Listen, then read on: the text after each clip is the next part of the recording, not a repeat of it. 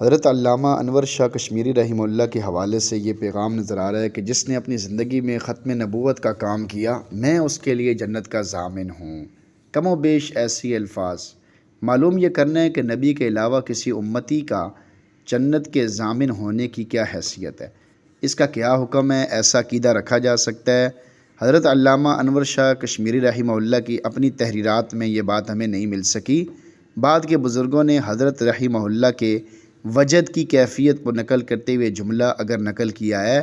تو اس کا مطلب یہ نہیں ہے کہ حضرت اس شخص کی جنت کی ضمانت لے رہے ہیں، بلکہ اس کا مطلب یہ ہے کہ انہیں اس کام کے ثواب کا اس قدر یقین تھا کہ اگر کوئی شخص ختم نبوت کے تحفظ کا کام کرے تو اللہ تعالیٰ اس کو ضرور جنت میں داخل کریں گے۔ حضرت مولانا محمد یوسف لدھیانوی رحمہ اللہ اس بات کو اس انداز سے سمجھایا کرتے تھے کہ اس کا مفہوم یہ ہے کہ ختم نبوت کے تحفظ کا کام کرنے والا گویا براہ راست آپ صلی اللہ علیہ وسلم کا باڈی گارڈ ہے،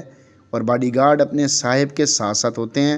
تو جب کل قیامت کے روز آپ جنت میں جائیں گے تو آپ کے ساتھ آپ کے محافظین بھی جنت میں جائیں گے۔ اور دوسرا پہلو یہ ہے کہ یہ جملہ بزرگوں کی زبان سے بسا اوقات خاص کیفیت اور وجد میں جاری ہو جاتے ہیں، اور ان کا اللہ سے ایسا تعلق ہوتا ہے، وہ لاڈ میں یوں کہہ سکتے ہیں، اور حدیث مبارکہ میں آتا ہے اللہ کے بہت سے بندے ایسے ہیں کہ اگر وہ کسی بات پر اللہ کی قسم کھا لیں تو اللہ تعالیٰ ان کی لاج رکھتے ہوئے اس کو پورا کر دیتے ہیں۔ نیز اللہ والوں کا کشف مسلم ہے، مانا ہوا ہے،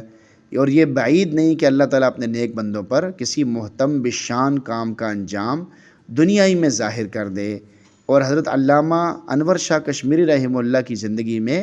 اس طرح کے بہت سے واقعات موجود ہیں، یعنی وہ بہت بڑے اللہ والے تھے، اللہ کے نیک بندے تھے، اور کافی انہوں نے ختم نبوت کا کام کیا تھا، تو اسی حوالے سے اس بات کو ذکر کیا گیا ہے۔